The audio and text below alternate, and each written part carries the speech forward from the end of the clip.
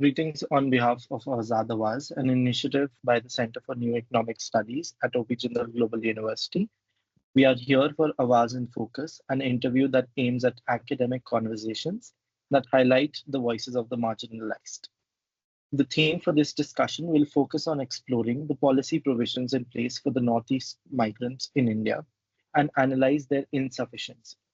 We will delve into topics like understanding the policy-making perspectives over the issue, attempts to reform through laws and policy, loopholes in the current provisions, and the way forward to the inclusion of the needs and covering the gaps in the existing system, and so on. For this session, we are joined by Professor Rakhee Bhattacharya. Professor Rakhee is a professor at the Special Center for the Study of Northeast India at Jawaharlal Nehru University, New Delhi. She was an Endeavour postdoctoral fellow in Australia and has worked and taught in other institutes across the country.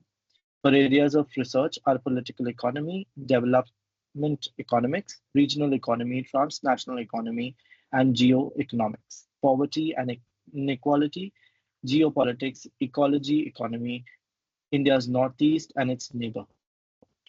He has authored various works, including Development Disparities in Northeast India, Cambridge University Press, 2011, and Northeast India and its Neighbors, Negotiating Security and Development, Routledge, 2015.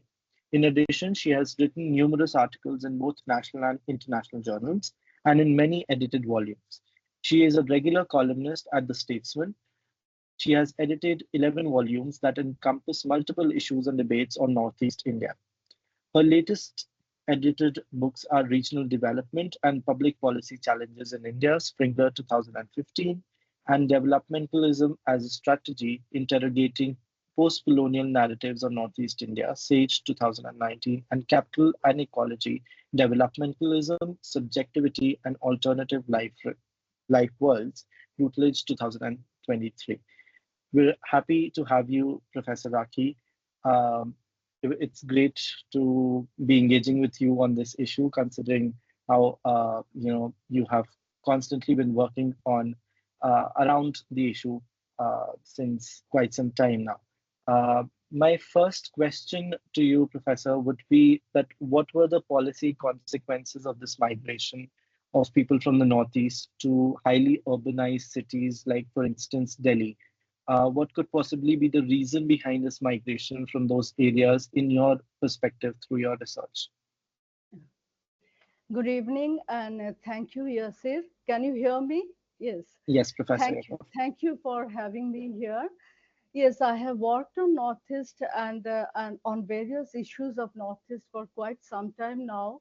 I'm teaching on Northeast India in the Special Center for the Study of Northeast India in JNU. But the topic that you have given me, I really did not work specifically on this particular topic of out-migration of Northeasterners in rest of India. But as I told you before, maybe my broad perspective and understanding of the region, people, and their interfaces with rest of India, their understanding with rest of India possibly would help me to actually articulate my argument. Regarding your first question, you have two parts in it, and I think I would like to take the second part of your question first, right? The second part of your question, actually, which is about the possible reasons behind the migration from the Northeast to Delhi or in other parts of India. Now, this possibly needs a brief longitudinal background. And historically, if you are aware, you know, the region was known for in-migration from its neighboring areas, right? And most of the communities with Sino-Tibetan and Khmer races actually found their roots here with their multiple life worlds, and the region became their homeland, right? Now, in the colonial period, what we found is that the other communities also, dominant communities also, like Bengalis, Nepalese, and the mixed of various Central Indian indigenous groups, today they are known as T tribes, had migrated there to make it one of the most diverse region of India, with more than about 200 ethnic communities. So the region always was known for its in-migration of people,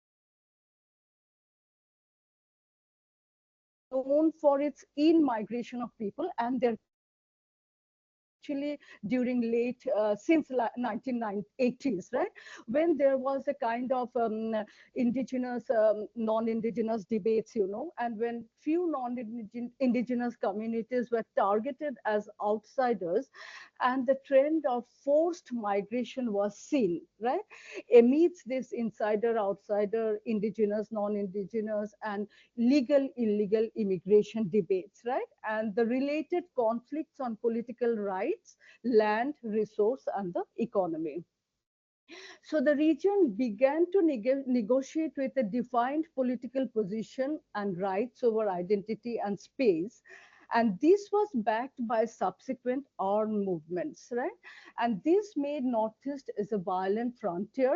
It impacted the internal security, economy, and education most, while infrastructure was already halted and disrupted massively on national security issue in the early post-independent period.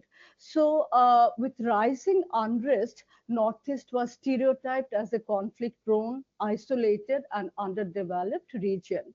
Now, this perpetuity produced the problem of economic opportunity, employment, and quality education. And subsequently, these became the push factors even for the indigenous communities, especially the younger generation who began to leave the region in search of future, right? So thus out-migration became a trend in Northeast India only during 1990s and was primarily conflict driven, right?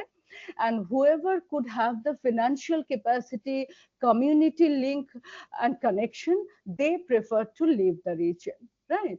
So then coming to the first part of your question, such sudden outmigration and subsequent influx of a quote unquote certain special category of people in Hindi hard belt, especially in Delhi and in the early 1990s, who were then not much known and visible in the mainstream social spaces, suddenly produced some cultural and linguistic shocks, right? People of Northeast who are actually integral to India and are rich with cultural diversity and practices, sadly carried a peculiar and exceptional baggage of narratives. And this is primarily because there existed a mammoth gap in understanding between Northeast and rest of India. Right?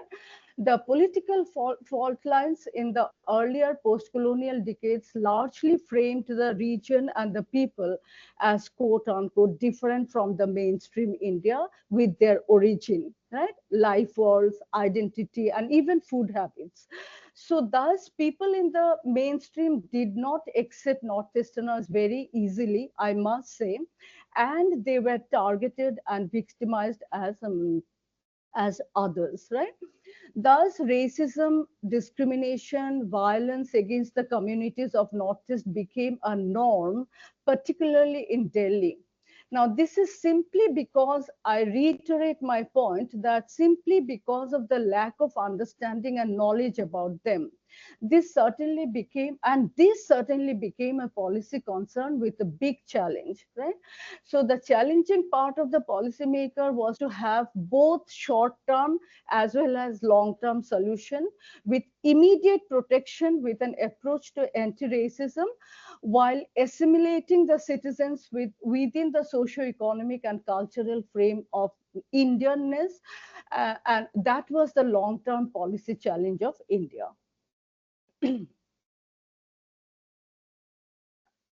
Definitely, Professor. That really makes a lot of sense considering, this is something I have lived for a lot of time in Delhi during my undergrad, and my roommate was somebody who was from Assam, and I had elaborate conversations with them also Yes, regarding the kind of racism with respect to not just their food habits but their cultural habits also yes, that they yes. faced in Delhi. So that uh, Right, really right. is something that we need to make note of. Yes. Further, I have another question for you, Professor.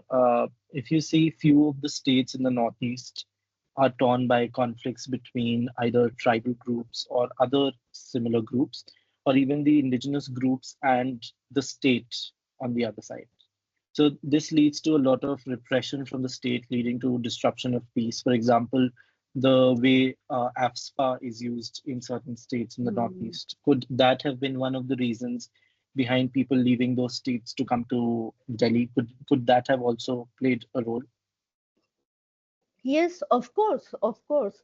I mentioned just now, and not few, but all the states of Northeast were torn by conflict, and conflict-driven migration and internal displacement has been the most predominant part in the region, right?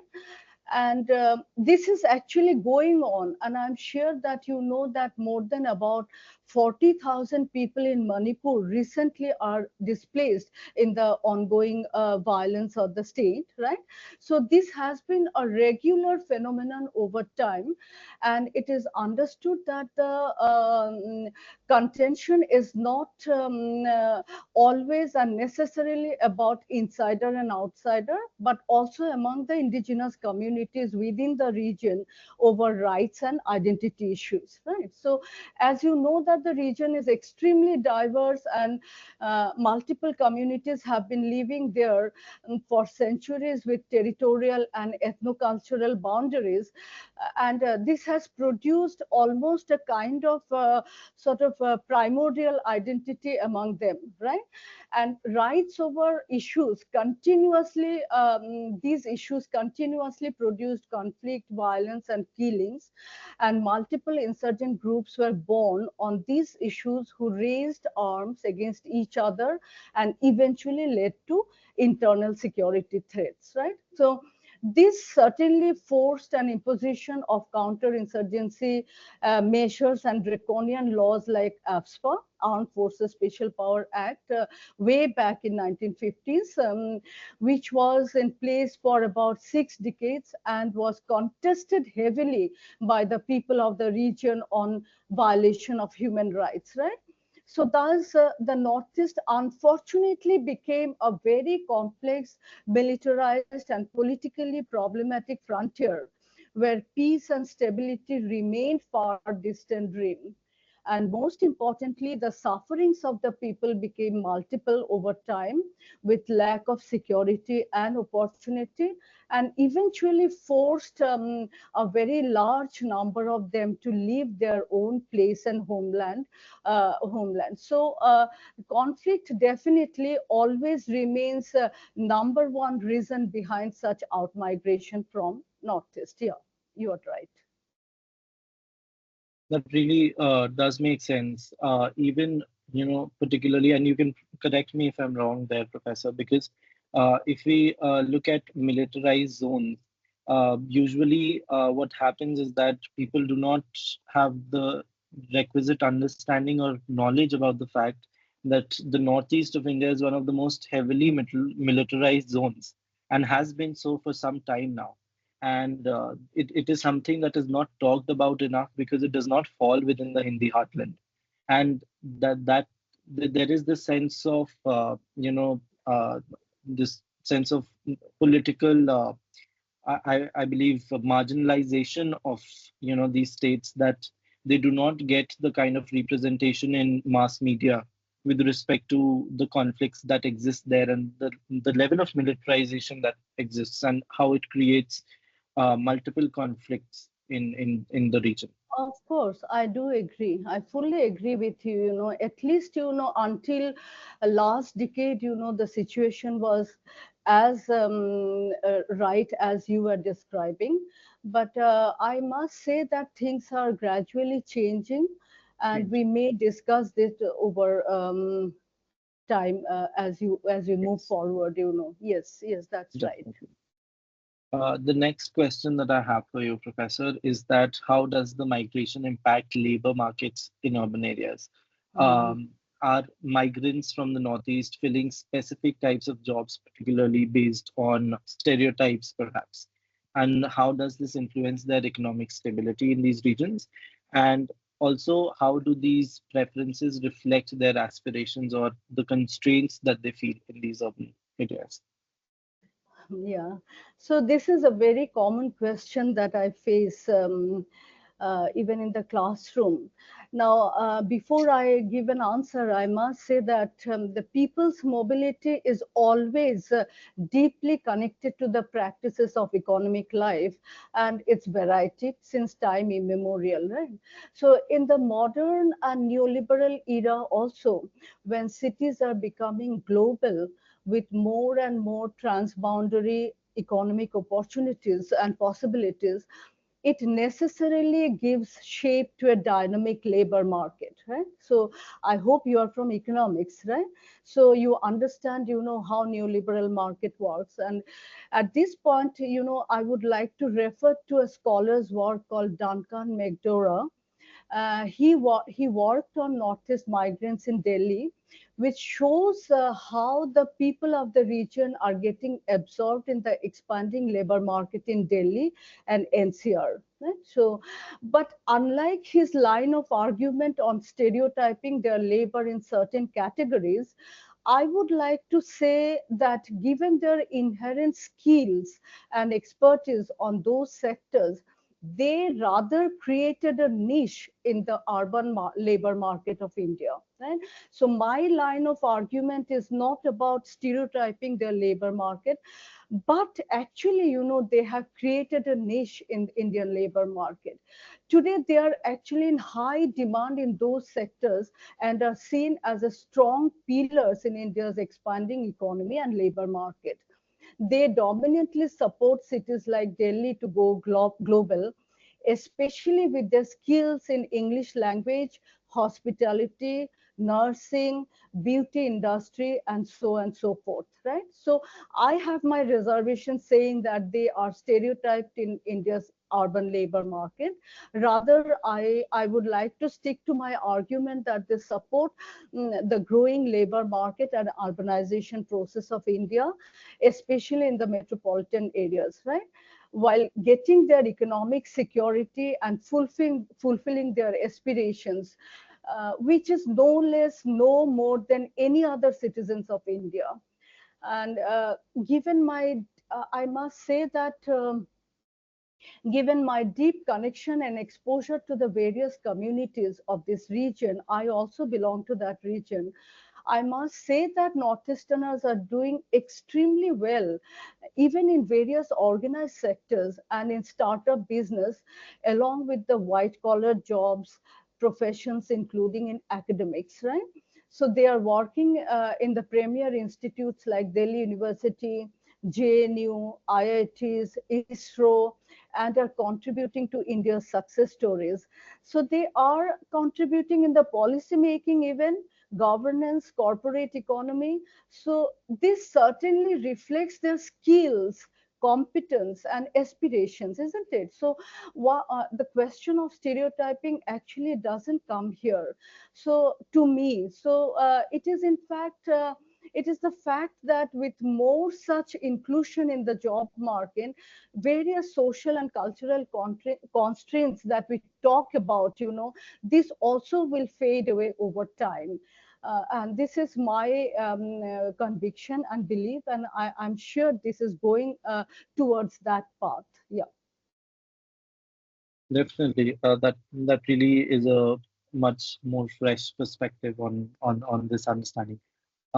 Another question that I have for you is, Professor, that how does their status as migrants affect their access to social services or policies and legal protections, and how difficult is the process to get documentation which is required for them to secure certain benefits from the state, considering the level of systemic racism that they face in these Hindi speaking belts.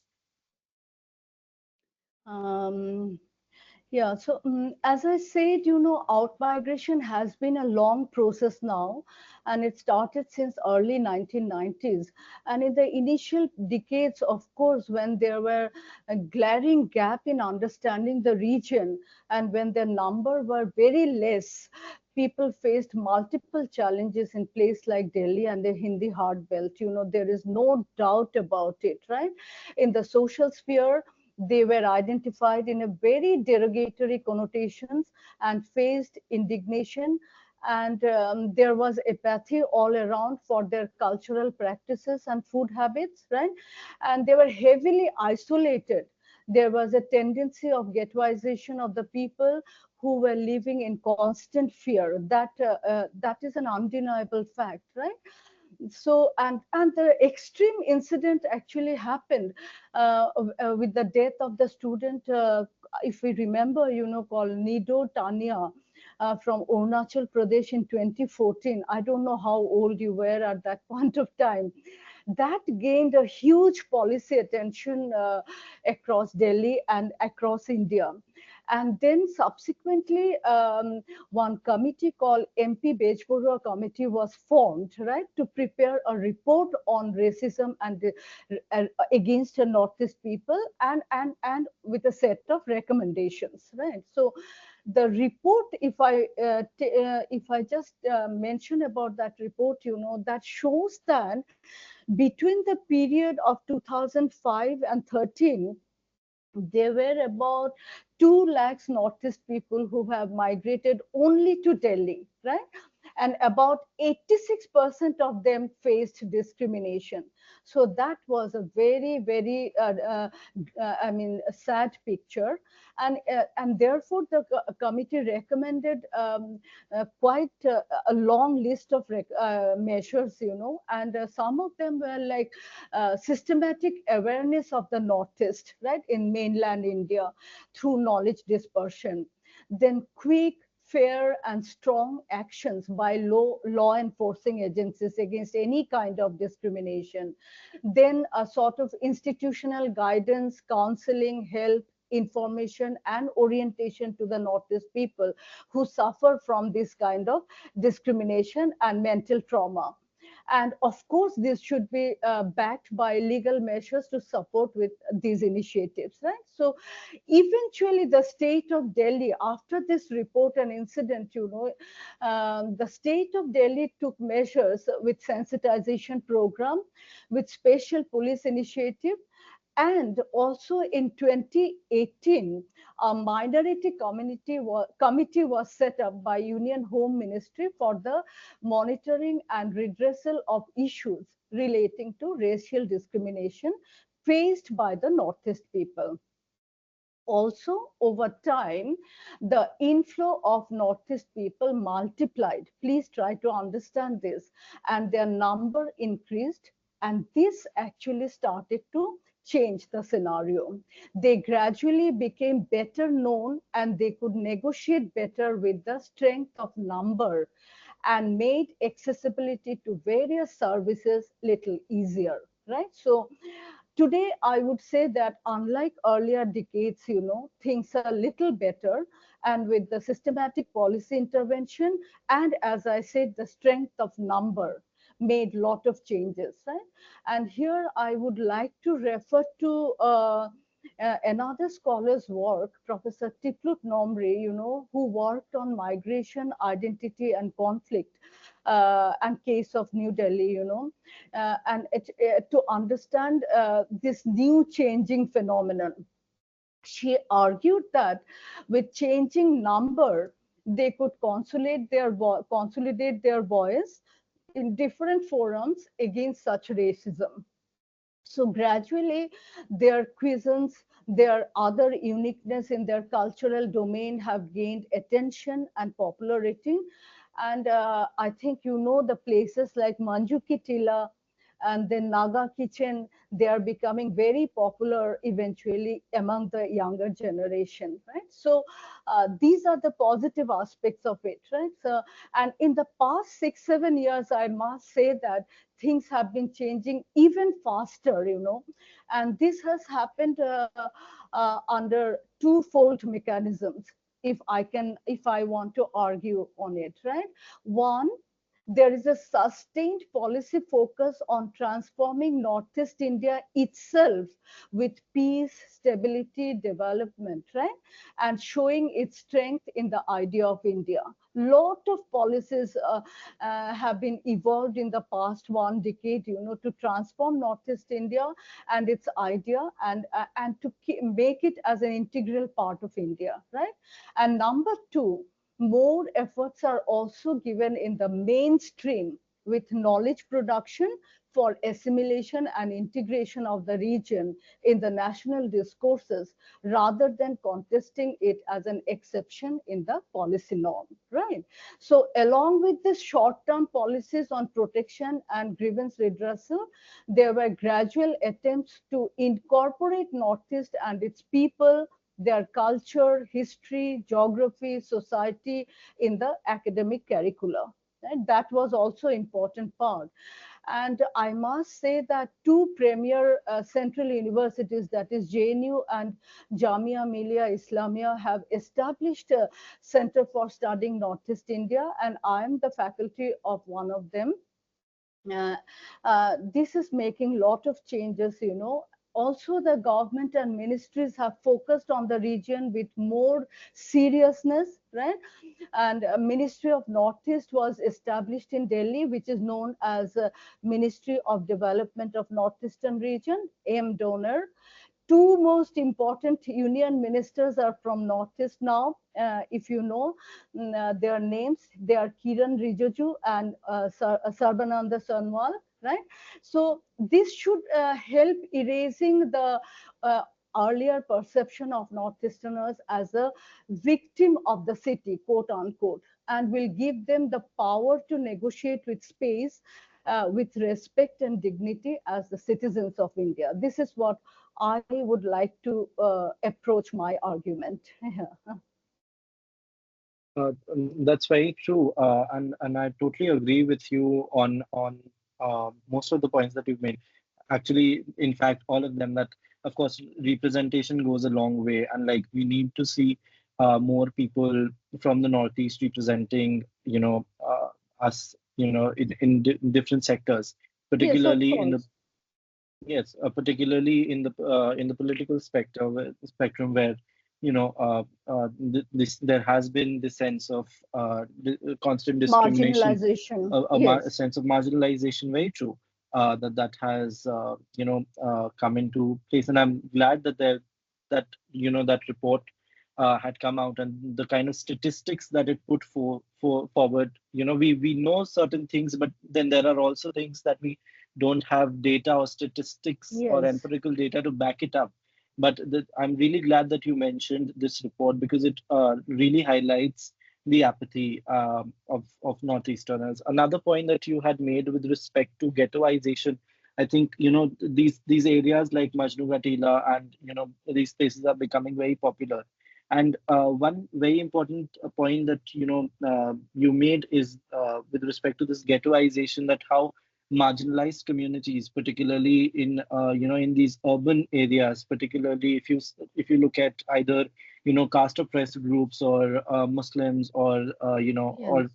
people from the Northeast, they have found this sense of community in ghettoization. Yes. Although there Yes. is a lot of Yes. judgment True. attached to it, that True. they live in ghettos, Absolutely. they want to live together, and they do not want to live in so-called posh locations in these urban cities. So there is a lot of judgment attached to it.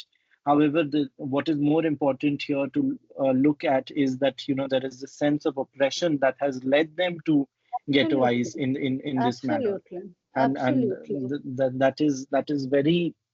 that's a very pertinent point that you made, and I'm really glad that you brought it up. Yes, Uh, and the and mainstreaming of these communities are very important, and these very are the important. multiple channels, through which you can mainstream the communities, to accept and extend the limits of tolerance and acceptance, so that Definitely.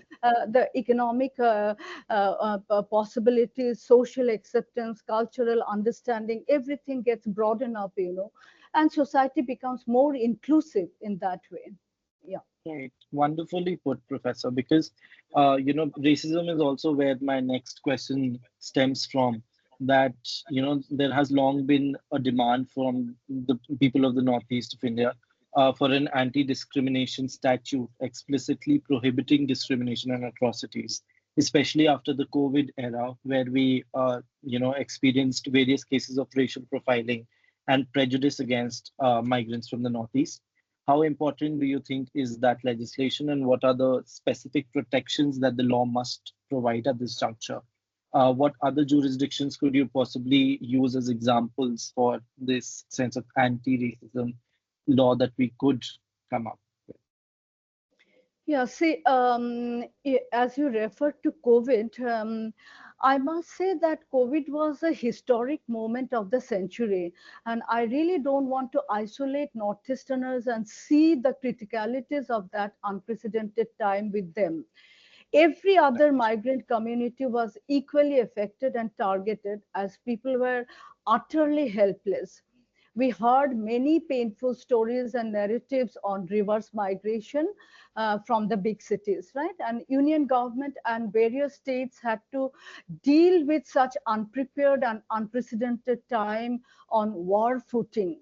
There were miseries all around, and there are many debates on success and failure stories of the states, right? So, but in fact, but the fact is that, despite flaws, I must say that India managed the crisis well.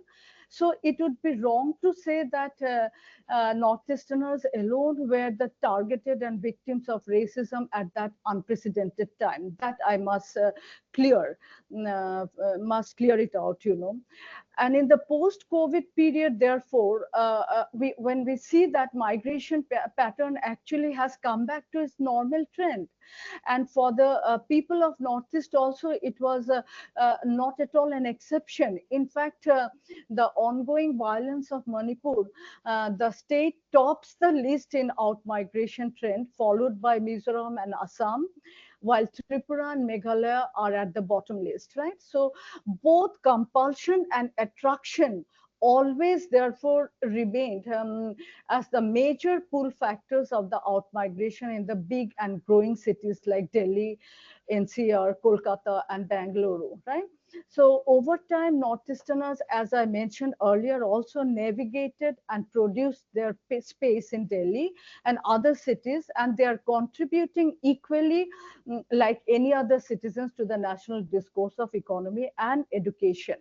Now, having said that, I do agree that any kind of apathy and extremism must be addressed through stringent law, regulation, and action with social forces, where when we see that social forces actually transcend the boundary of civility anywhere for anybody, be it Northeasterner in rest of India or other communities within Northeast India, because you also get to know the stories of discrimination within Northeast India, right? So I would take a position saying that, that these stringent laws and regulations must be applicable for all, right? And this is how I look at it. Right. That's of course a very, I think, a very well-informed view of of of the question, because that's really true that of course all migrant communities were equally facing a sense of crisis, and the Yes, way we yes, managed the crisis was of course uh, as best as we could possibly have done in a yes. manner of speaking. So another question that I have for you, Professor, and this would be our last question for the interview, is that what are the effects of safety and vulnerability concerns on Northeast women in Delhi, especially regarding gender-based violence or harassment? How have your personal experiences or background influenced your perspective of these issues? And were there any points where your role as a researcher or a professor affected the data collection or the insights drawn from your interactions with the participants? um, I think the specific question on Northeast women's safety should be asked to the researchers who are working on this issue. I won't be able to give you a lot of data on it.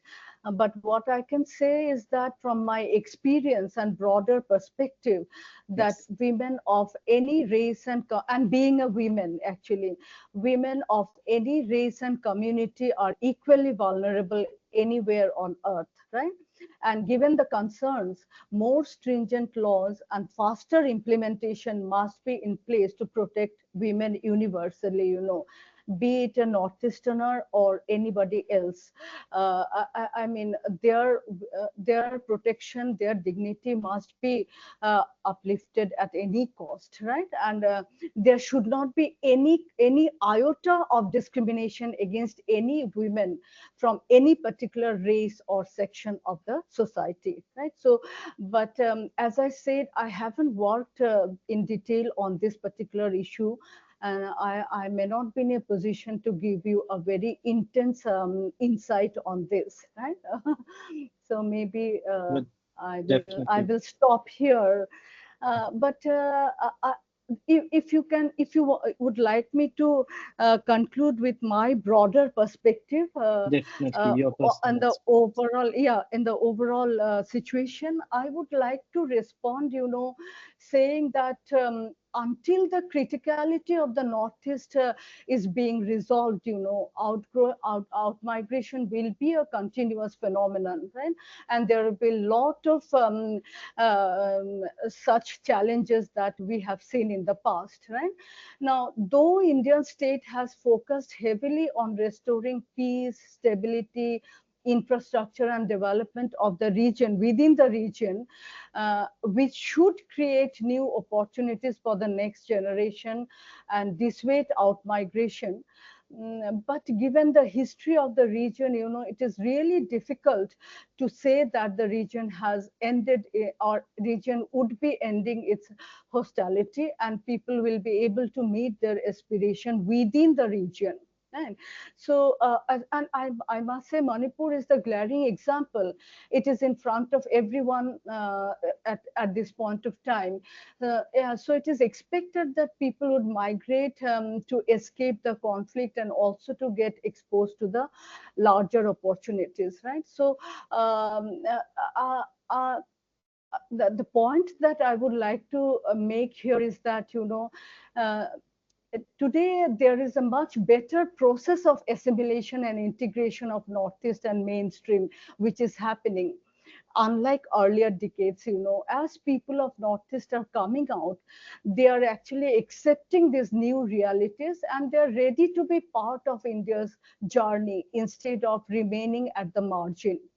And at this point of time, it is important to raise debates actually around their deep and perpetual concern over identity, on which the entire Northeast is constructed. Which to me cannot be something very fixed and primordial. Identity is something, a very dynamic concept, be it women or men or anybody, right? It's a very dynamic concept and navigates through fluid boundaries and with multiple interfaces and mobility. The young generation of Northeast actually understands it very well, while they are also proudly carrying their tradition. This is the uniqueness. Today, there is a rising demand and interest on knowledge production on Northeast. As I'm teaching in this center, I can see that a lot of new and brilliant research works actually are unfolding the idea of Northeast as a diverse and plural space, and signifying how it is important to integrate with the idea of India, right? So this is a kind of intergenerational shift. And in fact, I know many, including my students, who proudly talk about their uniqueness of the region without any stringent baggage of identity. And I think young generation must carry their diverse ethos and worldviews with an open approach to strengthen the idea of India, So this kind of dichotomy, this kind of binary between Northeast and rest of India, this is actually breaking down fast at this moment. And I must actually give lot of credit to the people of Northeast and people like people like you, the younger younger generation of rest of India who are taking such initiative, to make conversation, to work on the issue, to create platform for dialogues, and I'm sure this will really help immensely in the coming days. And thank you so much for having me here. I don't know how much I could unfold, how much I could satisfy you, but this is how I No, look at it. Yeah, thank you so much. no, thank you so much, Professor. That was really enlightening, and your stress on, the contributions played by young people from the Northeast and other young people to create these kind of spaces. Because at CNES, we really believe, particularly at Azad Awaaz, our entire purpose is focused on law and marginalization, and to actually, uh, look at the personal experiences of Yes, people, yes, who come from these marginalized sections, and to highlight those experiences as much as we can, because also realizing absolutely. the certain privilege that we come from, it really is absolutely nothing that we're doing right now, but the least that we can do is create these kind of dialogues and create these kind of spaces where we can discuss these important issues. It was really Yes. enlightening to listen to your perspective, Professor. Thank you so much for joining us. Thank you, Yasir. Thank you. Thank you. Thank you so much. Okay.